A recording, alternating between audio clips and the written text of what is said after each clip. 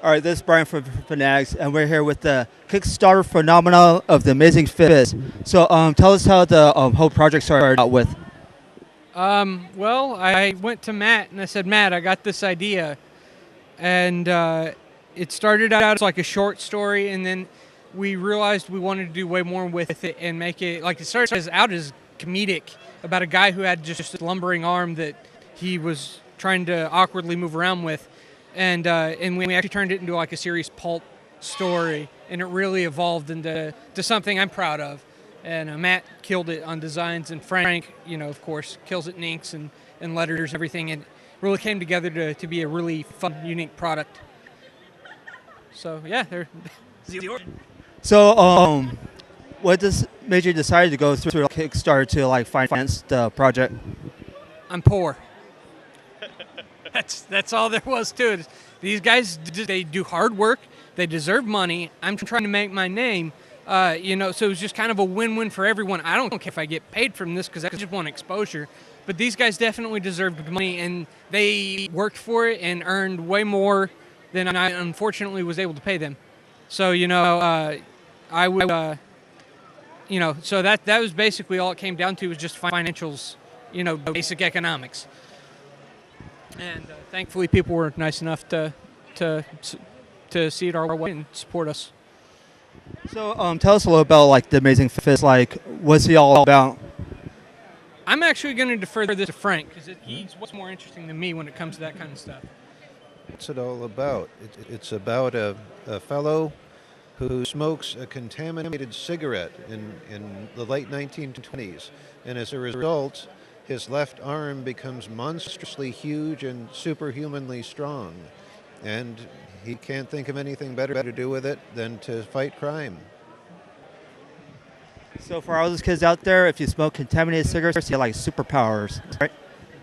Well, the catch is he can't go out in the day, and I just found that like he's for the lack of a better term, he's a freak. He can't go out and live a normal life, so he's destined, to remain invisible from the public because he's going to be an outcast. And that was where it was interesting to me. So, All right, so let's talk about like the work in progress. Like, do you go through like full scripts, or how do you collaborate out stories, or like, where do you decide like when you do like thumbnails, or the whole process? it was a weird little amalgamation of everything because I had a full script. I wrote the initial script in a week, which is probably the fastest I've ever done any script ever. But it had a lot of flaws to it, so we had to really, because this is my first published full-length book, we had to go through and really refine it. So I would talk to these guys, figure out exactly what we wanted to do. We even had a version that was lettered, and it didn't read very well. So I apologized to these two guys and paid them, and I paid Frank to reletter it, and it came out with a completely different feeling comic, and it's something we're definitely proud of.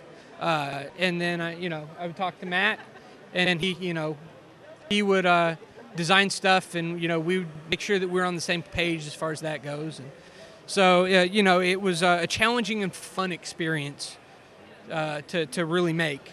What would you say? What do you think, Matt? It was definitely interesting.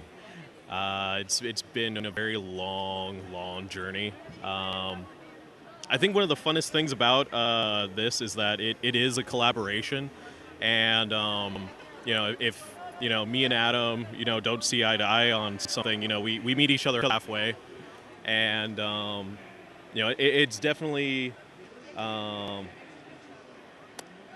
it's just fun. So yeah. So like being like a penciler, how do you go about like when you decide to like design the page, or how you want like the story told? Usually I just go off of like what Adam has on his storyboards. If there's something that maybe I think would work better visually, I'll run it by him first. But basically it's just kind of like telling us a story like you would see like a movie, or something like that, with different like frames, and just being able to visualize that. So, yeah. And Frank, when you like ink, is there like a different way like to add stuff on or like leave stuff out from the pencils? Well, it all depends on what the penciler's work looks like. Here, I really just cleaned up and tightened up the drawings a little bit and added a lot of extra shading to give it the appropriate mood because of the time period where it's set. And then for the lettering, I did it separately on overlays, which allowed me to scan the lettering on the computer and then digitally add it to scans of the artwork later. So, what sort of like utensils or equipment did you use? I tend to prefer pens. I use a lot of the Pitt drawing pens and Pigma Micron pens. For all the people who aren't like in Stockton, where can they find you guys work at? Well, it's Stockton Con. It's our debut. So unfortunately, as of this day that we're recording this, this is the only place you can find it. You can read it for free at issue.com, ASSUU. We have a PDF up there that you can read. We're working it and getting in local comic shops. And eventually I'd really like to do some more digital stuff. And hopefully we'll work our way to distribution as far as like online or something like that. And we're still kind of feeling it out. You know, this is the first thing I've ever self-published. So the distribution's been kind of tricky and trying to figure out exactly what I'm doing, getting my footing and everything. So you want to promote your Amazing Fist Facebook fan page? Yes, you can find anything Amazing Fist related at facebook.com/The Amazing Fist. And you can also find me on Twitter at Adam S. Messinger. I speak my opinions and sometimes Amazing Fist stuff. Where can they find you, Frank? I'm on Facebook. Look for me at a link through one of these guys. Are you on DeviantArt? Yes, I am on DeviantArt. It's fredmast.deviantart.com.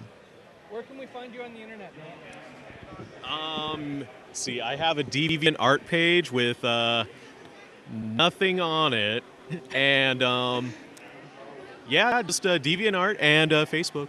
Yeah. Are you gonna get on Twitter one day? Maybe. Maybe. Signs Sorry. point to no.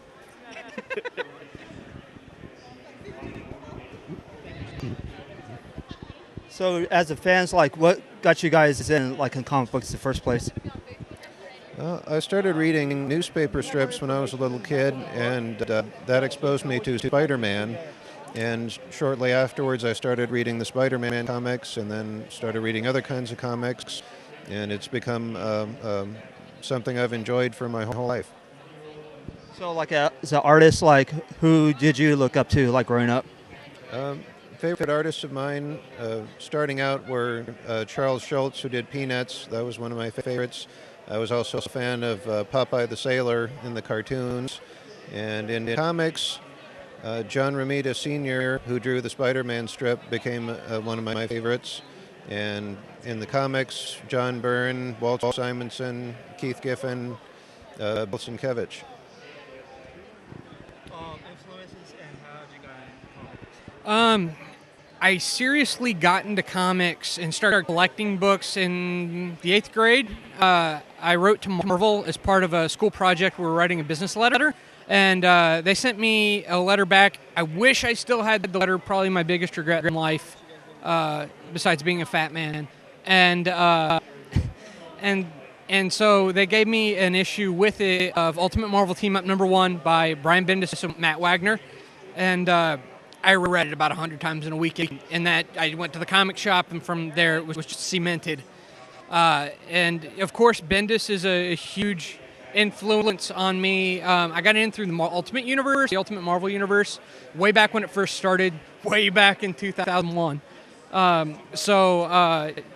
Miller and the Ultimates and all that stuff was huge for me.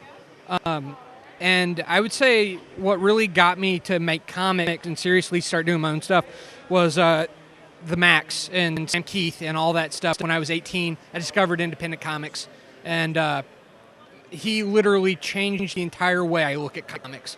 So if not for him, I wouldn't be making the type of comics I make now. Influence and how you got into comic books?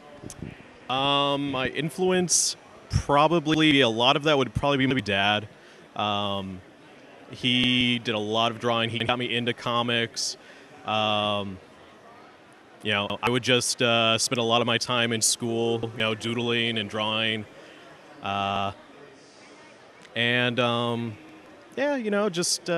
couldn't see myself doing anything else.